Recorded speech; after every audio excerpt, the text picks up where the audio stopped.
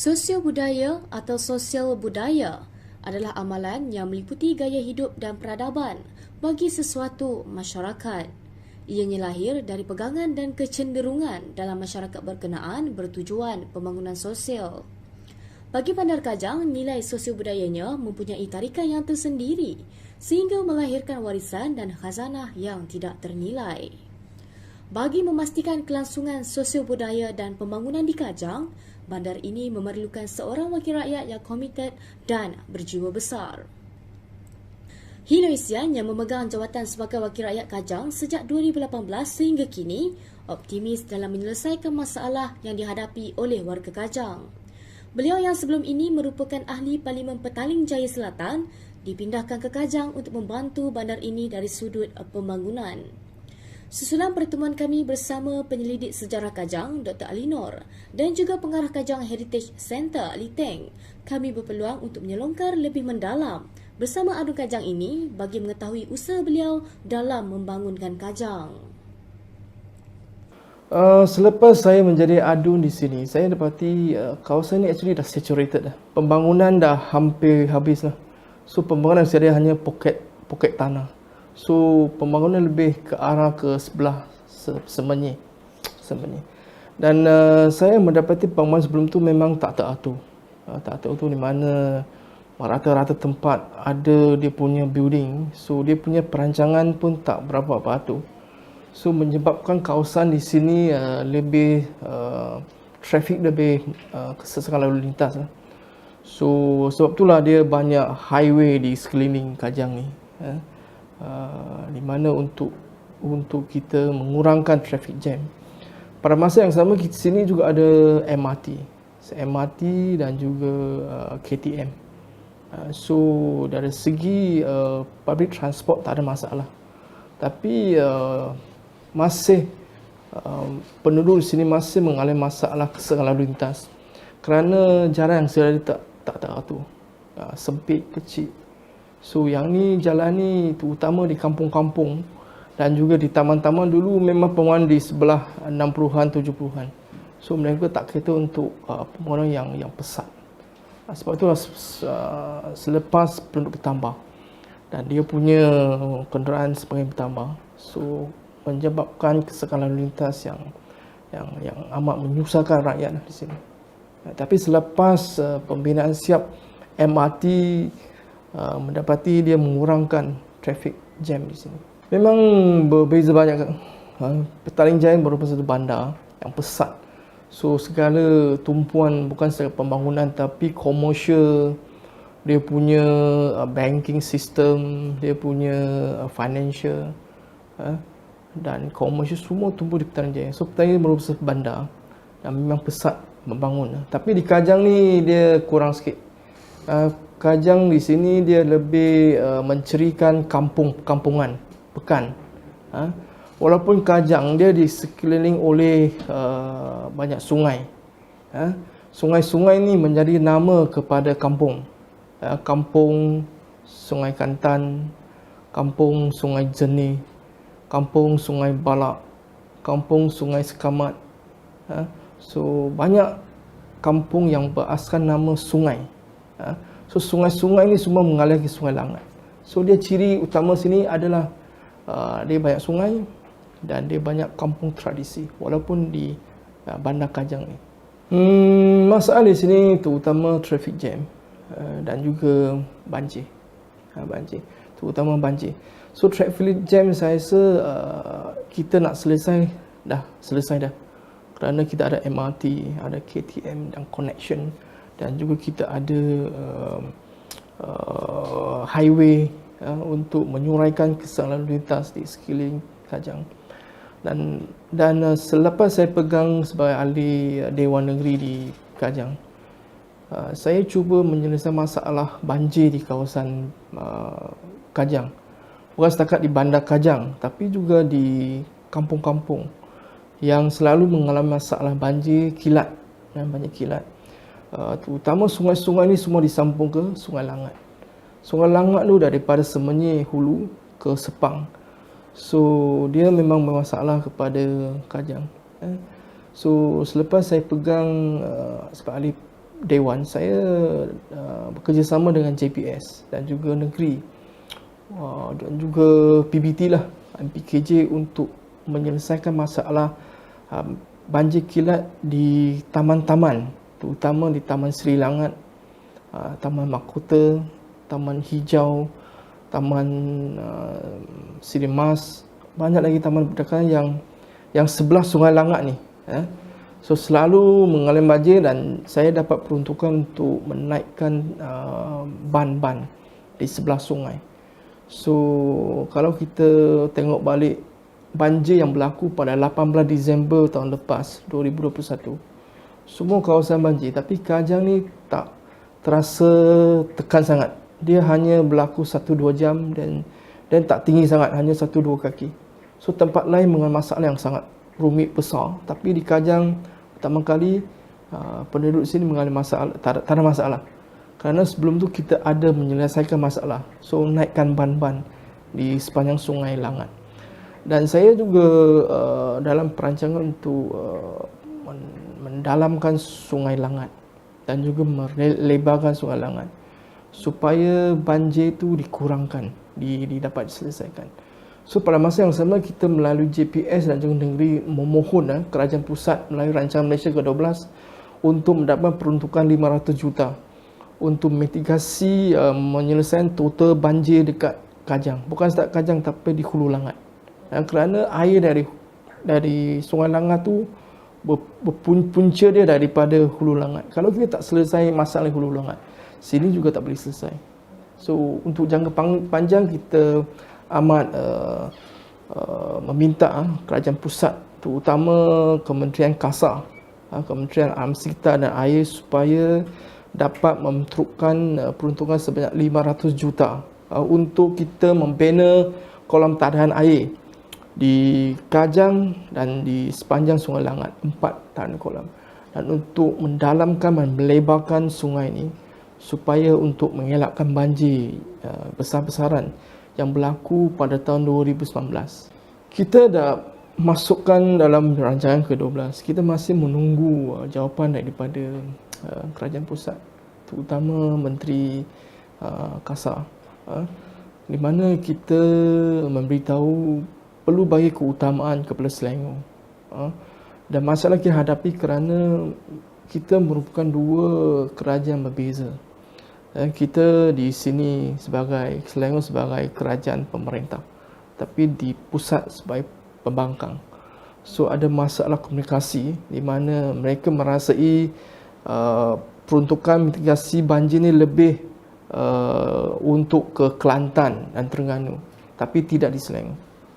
Tapi kesan yang lebih parah di Selangor, kerana Selangor merupakan satu negeri yang maju, yang pesat, yang banyak penduduk.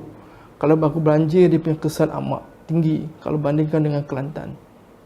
Sebab itulah kita menyuruh pusat supaya bagi keutamaan penyelesaian total banjir, masalah banjir di Kajang ni, terutama di sepanjang Sungai Langat. Kalau kita tengok sebut Kajang, semua orang akan sebut sate di Kajang. Sate di Kajang. Sebelum tu di Kajang kita ada satu galeri Kajang. Tapi selepas banjir pada tahun 2019, so galeri itu telah dibanjiri oleh air dan sekarang terbiarlah. Sebab tu kita ada perancangan untuk mempromot Kajang ni, di mana sektor pelancongan gastronomi kita ada menekankan